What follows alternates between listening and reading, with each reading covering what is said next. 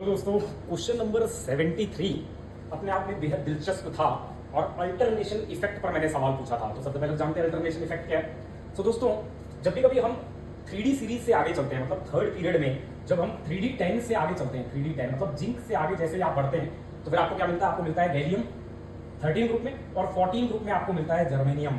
तो फिर दोस्तों ऐसे में क्या होता है ना, इन 3D सीरीज में ये जो 3D सबशेल है ये कंप्लीटली फिल्ड है, मतलब भरा हुआ 3D सबशेल है।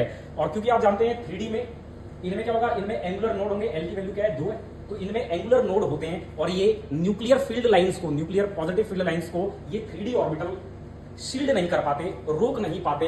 इनकी इनइफेक्टिव शील्डिंग की वजह से दरअसल इस गैलियम में और इस जर्मेनियम के पेरीफेरी पर, आउटर मोस्ट शेल में, वैलेंस शेल में जेड इफेक्टिव बहुत हाई होता है। मतलब जैसे ही आप एल्युमिनियम से नीचे उतरेंगे और यहाँ पर जैसे ही आप सिलिकॉन से नीचे उतरेंगे तो यहाँ पर आपको क्या है, यहाँ पर आपको एक 3D सबशेल भरी हुई मिलेगी, नई नवेली। और ये 3D सबशेल क्योंकि न्यूक्लियस में पॉजिटिव चार्ज बढ़ा है, प्रोटॉन्स की संख्या बढ़ी है, 10 प्रोटॉन्स बढ़ गए हैं और करस्पॉन्डिंग जो 3D सबशेल में इलेक्ट्रॉन आए हैं ना, वो उस पॉजिटिव फील्ड लाइंस को रोक नहीं पा रहे हैं, इफेक्टिवली नहीं रोक पा रहे हैं और इसी वजह से इनके पेरीफेरी पर जबरदस्त जेड इफेक्टिव होता है और उसी की वजह से ये एनोमलस प्रॉपर्टी दिखाते हैं। ऊपर से जो आप ट्रेंड एक्सपेक्ट कर रहे हैं ना, दरअसल वो यहाँ के टूट जाता है, यहाँ पर ये फॉलो नहीं करता, कुछ एनोमली आ जाती है, कुछ अनएक्सपेक्टेड टाइप का बिहेवियर आ जाता है यहाँ पर भी। और इसी वजह से इनकी आयनाइजेशन एनर्जीज बदल जाती हैं, अलग होती हैं, ज्यादा होती हैं। मतलब जर्मेनियम की अगर अपन देखेंगे तो वो सिलिकॉन से ज्यादा होगी। ठीक इसी तरह से अगर इनकी इलेक्ट्रोनेगेटिविटी भी अगर आप देखेंगे ना तो वो भी ज्यादा होगी। और जेड इफेक्टिव क्योंकि अलग अलग है, जेड इफेक्टिव बहुत हाई है, तो फिर ऐसे में इनके जो हाइड्राइड आप बनाएंगे,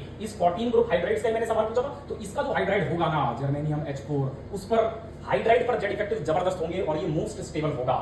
ये यहाँ पर एनोमलस बिहेवियर दिखाता है। उसके बाद टिन वाला आता है, फिर लेड वाला आता है और यहाँ पर सिलिकॉन वाला आता है। तो मतलब इसका बी वाला आंसर होगा और ये सब अल्टरनेशन इफेक्ट का मैनिफेस्टेशन है। उसी की वजह से ये एनोमलीज देखने को आपको मिल रही हैं।